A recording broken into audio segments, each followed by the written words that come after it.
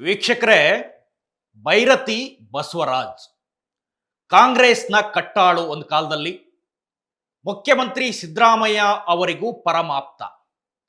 ಇಂಥ ಪರಮಾಪ್ತ ಶಾಸಕ ಜೊತೆಗೆ 18 ಜನ ಅವರೆಲ್ಲರೂ ಸೇರಿ ಆಪರೇಷನ್ ಕಮಲದ ಮೂಲಕ ಬಿಜೆಪಿಗೆ ಬರ್ತಾರೆ. ಯಡಿಯೂರಪ್ಪ ಅವರನ್ನ ಮುಖ್ಯಮಂತ್ರಿ ಮಾಡೋದಕ್ಕೆ ಎಲ್ಲರೂ ಕೂಡ ಬಾಂಬೆ ಹೋಟೆಲ್ನಲ್ಲೋ ಯಾವುದ್ಯಾವುದೋ ಹೋಟೆಲ್ನಲ್ಲಿ ಇದ್ಬಿಟ್ಟು ಓಡೋಡಿ ವಿಧಾನಸೌಧಕ್ಕೆ ಬರ್ತಾರೆ. ಯಡಿಯೂರಪ್ಪನವರನ್ನ ಸಿಎಂ ಮಾಡ್ತಾರೆ. ಸುಮನ್ ಟಿವಿ ಕನ್ನಡದಲ್ಲಿ ಜಾಹೀರಾತು ನೀಡಲು ಸಂಪರ್ಕಿಸಿ 9683766663. ಆಗ ಬಂದಂತ ಬಹುತೇಕರ ಎಲ್ರಿಗೂ ಕೂಡ ಸಚಿವ ಸ್ಥಾನ ಸಿಗುತ್ತೆ. ರಮೇಶ್ ಜಾರಕಿಹೊಳಿ ಇರ್ಬೋದು, ಸುಧಾಕರ್ ಇರ್ಬೋದು, ಭೈರತಿ ಸುರೇಶ್ ಇರ್ಬೋದು, ಶಿವರಾಮ್ ಹೆಬ್ಬಾರ್ ಇರ್ಬೋದು, ಎಸ್ ಟಿ ಸೋಮಶೇಖರ್ ಇರ್ಬೋದು, ಇವರು ಎಲ್ರಿಗೂ ಕೂಡ ಸಚಿವ ಸ್ಥಾನ ಸಿಗುತ್ತೆ. ಆ ಸಂದರ್ಭದಲ್ಲಿ ದಾವಣಗೆರೆ ಉಸ್ತುವಾರಿಯನ್ನ ಇದೇ ಭೈರತಿ ಬಸವರಾಜ್ ಅವರಿಗೆ ಕೊಡಲಾಗಿರುತ್ತೆ. ಭೈರತಿ ಬಸವರಾಜ್ ನಗರಾಭಿವೃದ್ಧಿ ಸಚಿವರು ಹೌದು. ಆಗಿನ ಸಂದರ್ಭದಲ್ಲಿ ಪ್ರಭಾವಿ ಸಚಿವರು ಹೌದು. ಬೆಂಗಳೂರಲ್ಲಿ ಪ್ರಭಾವಿ ಶಾಸಕನೂ ಹೌದು. ಈಗಲೂ ಕೂಡ ಬೆಂಗಳೂರಲ್ಲಿ ಪ್ರಭಾವಿ ಶಾಸಕ. ಇಂಥ ಪ್ರಭಾವಿ ವ್ಯಕ್ತಿ ಬಿಜೆಪಿ ಇದ್ದಂಥ ಸಂದರ್ಭದಲ್ಲೂ ಕಾಂಗ್ರೆಸ್ ಇದ್ದಂಥ ಸಂದರ್ಭದಲ್ಲೂ ಮುಖ್ಯಮಂತ್ರಿಗಳಿಗೆ ಪರಮಾಪ್ತ. ಒಂದು ಕೊಲೆ ಕೇಸ್ನಲ್ಲಿ ಸಿಕ್ಕಾಕೊಂಡ್ಬಿಡ್ತಾರೆ. ಯಾವ ಕೊಲೆ ಕೇಸು, ಏನು ಕತೆ, ಇದೆಲ್ಲ ನಿಮಗೆ ಗೊತ್ತಿದೆ. ನಾನೇನದನ್ನ ಸ್ಪೆಷಲ್ ಆಗಿ ಹೇಳೋದು ಬೇಡ ಅಥವಾ ಬಿಡಿಸಿ ಹೇಳೋದು ಬೇಡ. ಬಿಕ್ಲು ಶಿವ ಕೊಲೆ ಪ್ರಕರಣದಲ್ಲಿ ಸಿಕ್ಕಾಕೊಂಡಂತ ಭೈರತಿ ಬಸವರಾಜ್ ಸಾಕಷ್ಟಿನ ಪ್ರಯತ್ನ ಪಡ್ತಾರೆ. ಎಲ್ಲೂ ಹೋದ್ರೂ ಪೊಲೀಸರು ಬಿಡಲ್ಲ. ಸುಪ್ರೀಂ ಕೋರ್ಟ್ ವರೆಗೂ ಹೋಗ್ತಾರೆ. ಕೊನೆಗೆ ಸುಪ್ರೀಂ ಕೋರ್ಟ್ ಅಲ್ಲೂ ಕೂಡ ಕೊಲೆ ಪ್ರಕರಣದಲ್ಲಿ ಭೈರತಿ ಬಸವರಾಜ್ಗೆ ಜಾಮೀನು ಸಿಗಲ್ಲ. ಇನ್ನೇನು ಮಾಡೋದಪ್ಪ? ಹೈಕೋರ್ಟ್ ಆಯ್ತು, ಜನಪ್ರತಿನಿಧಿಗಳ ನ್ಯಾಯಾಲಯ ಆಯ್ತು, ಸುಪ್ರೀಂ ಕೋರ್ಟ್ ಆಯ್ತು. ಎಲ್ಲ ಹೋದ್ರೂ ಕೂಡ ಬಿಕ್ಲು ಶಿವ ಕೊಲೆ ಪ್ರಕರಣದ 5ನೇ ಆರೋಪಿಯಾಗಿರುವಂತಹ ಭೈರತಿ ಬಸವರಾಜ್ ಅವರಿಗೆ ಜಾಮೀನು ಸಿಕ್ಕಿರಲಿಲ್ಲ. ಇನ್ನೇನು ಮಾಡೋದು? ಪೊಲೀಸರಿಗೆ ಶರಣಾಗೋದು ಒಂದೇ ಮಾರ್ಗ ಅಂತ ಏರ್ಪೋರ್ಟ್ನಲ್ಲಿ ಬರ್ತಾ ಇದ್ರು. ಆ ಸಂದರ್ಭದಲ್ಲಿ ವಿಶೇಷ ತನಿಖಾ ತಂಡದ ಅಧಿಕಾರಿಗಳು ಅಥವಾ ಸಿಐಡಿ ಪೊಲೀಸರು ಭೈರತಿ ಬಸವರಾಜ್ ಅವರನ್ನ ಎಳ್ಕೊಂಡು ಬರ್ತಾರೆ. ಕೊಲೆ ನಡೆದಿದ್ದು ಜುಲೈ 15, ಬಿಕ್ಲು ಶಿವನ ಕೊಲೆ ಆಗಿರುವಂತ ದಿನಾಂಕ. ಭೈರತಿ ಬಸವರಾಜ್ ಅರೆಸ್ಟ್ ಆಗಿದ್ದು ಫೆಬ್ರವರಿ 13. ಅಂದ್ರೆ ನೋಡಿ, ಪೊಲೀಸರು ಎಷ್ಟು ದಿನ ಸಾಹಸ ಪಡ್ತಾರೆ, ಹರಸಾಹಸ ಪಡ್ತಾರೆ. ಹಾಗಂತ ಪೊಲೀಸರಿಗೆ ಕೆಲವು ದಿನ ಇವರು ಸಿಕ್ಕೇ ಇರಲಿಲ್ಲ. ಕೇರಳದಲ್ಲೋ, ಗೋವಾದಲ್ಲೋ, ಮಹಾರಾಷ್ಟ್ರದಲ್ಲೋ ಅಥವಾ ವಿದೇಶಕ್ಕೆ ಹಾರೋದಕ್ಕೂ ಕೂಡ ಸಂಚು ಮಾಡಿದ್ರಿಂದ ಇವರ ಮೇಲೆ ವಿದೇಶಕ್ಕೆ ಹೋಗದೇ ಇರುವಂತೆ ಎಲ್ಲ ಏರ್ಪೋರ್ಟ್ಗಳಿಗೂ ಮಾಹಿತಿಯನ್ನ ರವಾನಿಸ್ತಾರೆ. ಭೈರತಿ ಬಸವರಾಜ್ ಅನ್ನುವ ವ್ಯಕ್ತಿ ಅಥವಾ ಈ ಶಾಸಕ ಬಂದ್ರೆ ಏರ್ಪೋರ್ಟ್ನಲ್ಲಿ ಹಿಡ್ಕೊಳ್ಳಿ ಅನ್ನುವ ಮಾಹಿತಿಯನ್ನ ಪೊಲೀಸರು, ಸಿಐಡಿ ಪೊಲೀಸರು ಎಲ್ಲ ಏರ್ಪೋರ್ಟ್ಗೆ ರವಾನೆಯನ್ನ ಮಾಡಿರ್ತಾರೆ. ಹಾಗಾಗಿ ವಿದೇಶಕ್ಕೆ ಹಾರೋದಕ್ಕೆ ಇವ್ರಿಗೆ ಸಾಧ್ಯ ಆಗಿಲ್ಲ. ಅನಿವಾರ್ಯವಾಗಿ 3-4-5 ತಿಂಗಳ ನಂತರ ಭೈರತಿ ಬಸವರಾಜ್ ಪೊಲೀಸರ ಕೈಗೆ ಸಿಗ್ತಾರೆ. ಫೆಬ್ರವರಿ 13ನೇ ತಾರೀಕು ಇವರ ಬಂಧನ ಆಗುತ್ತೆ. ಬಿಕ್ಲು ಶಿವ ಕೊಲೆ ಕೇಸ್ನ 5ನೇ ಆರೋಪಿಯ ಬಂಧನ ಫೆಬ್ರವರಿ 13ನೇ ತಾರೀಕು ಆಗುತ್ತೆ. ಬಂಧನ ನಡೆಯುವಾಗಲೂ ಕೂಡ ಒಂದಿಷ್ಟು ಹಗ್ಗ ಜಗ್ಗಾಟ. ಕೋರ್ಟ್ ಕೆಲವು ನಿಯಮಗಳನ್ನ ಪಾಲಿಸಲೇಬೇಕು. ಪೊಲೀಸರು ಕೈಗೆ ಸಿಗ್ತಾ ಇಲ್ಲ.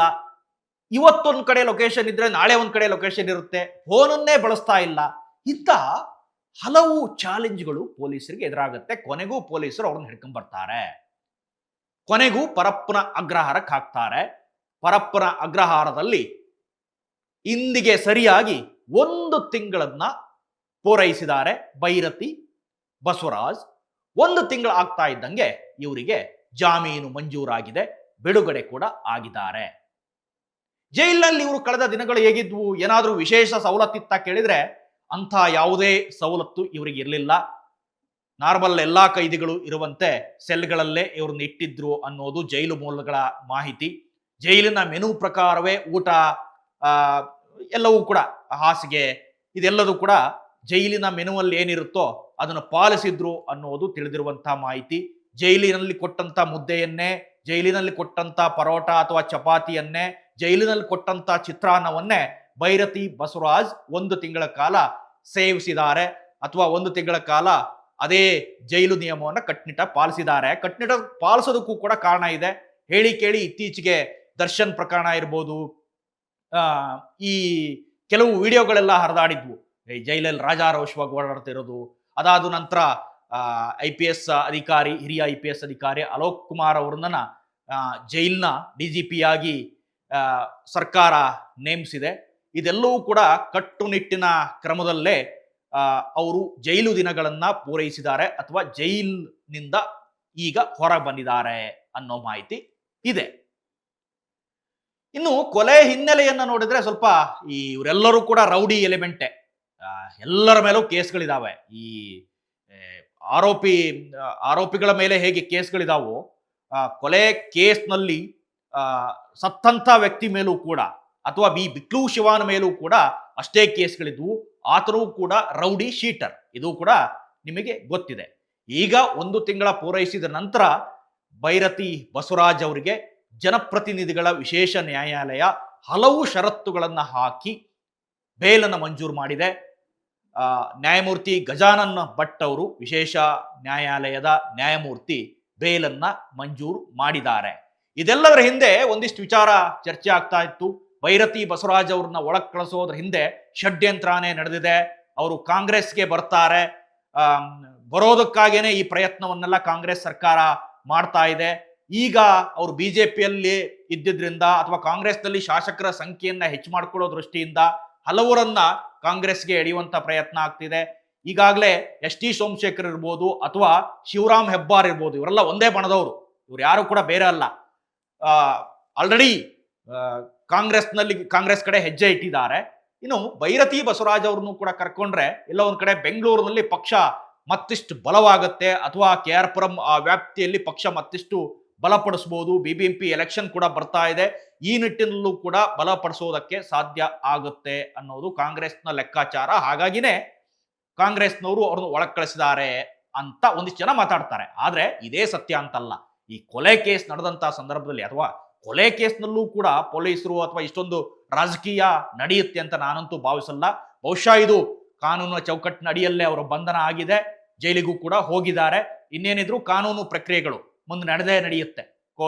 ಕೋರ್ಟ್ಗೆ ಹೋದ ನಂತರ ಚಾರ್ಜ್ ಶೀಟ್ ಆಗಿದೆ ಆಲ್ರೆಡಿ, ಅದರ ಪ್ರಕಾರ ಮುಂದಿನ ಪ್ರಕ್ರಿಯೆಗಳಾಗತ್ತೆ. ಸದ್ಯಕ್ಕಂತೂ ಸ್ವಲ್ಪ ರಿಲೀಫ್ ಸಿಕ್ಕಿದೆ ಇದೇ ಭೈರತಿ ಬಸವರಾಜ್ ಅವರಿಗೆ. ನೋಡೋಣ ಇನ್ನೇನಾಗುತ್ತೆ ಈ ಕೇಸ್ನಲ್ಲಿ ಡೆವಲಪ್ಮೆಂಟ್ ಅನ್ನೋದು. ಸಾಕಷ್ಟು ಡೆವಲಪ್ಮೆಂಟ್ಗಳನ್ನು ಈ ಕೇಸ್ನಲ್ಲಿ ನೋಡ್ಕೊಂಡೇ ಬಂದಿದ್ದೀರಿ. ದಿನದಿನಕ್ಕೂ ಒಂದೊಂದು ಪ್ರಹಸನಗಳು ಅನ್ನೋ ರೀತಿಯಲ್ಲಿ ಭೈರತಿ ಬಸವರಾಜ್ ಬಂಧನ ಆಗಿತ್ತು, ಈಗ ಬಿಡುಗಡೆ ಕೂಡ ಆಗ್ತಾ ಇದೆ. ಇದಿಷ್ಟು ಅಪ್ಡೇಟ್ಸ್. ಇಂಥದ್ದೇ ಮತ್ತಷ್ಟು ಕಂಟೆಂಟ್ಗಾಗಿ ನೋಡ್ತಾ ಇರಿ ಸುಮನ್ TV ಕನ್ನಡ. ಹಾಗೇನೆ ನೀವೇನಾದ್ರೂ ನಮ್ಮ ಚಾನಲ್ನ ಸಬ್ಸ್ಕ್ರೈಬ್ ಮಾಡಿಲ್ಲ ಅಂತ ಆದ್ರೆ ಈ ಕೂಡಲೇ ಸಬ್ಸ್ಕ್ರೈಬ್ ಮಾಡಿ, ಶೇರ್ ಮಾಡಿ, ಲೈಕ್ ಮಾಡಿ ಮತ್ತೆ ಕಮೆಂಟ್ ಮಾಡಿ.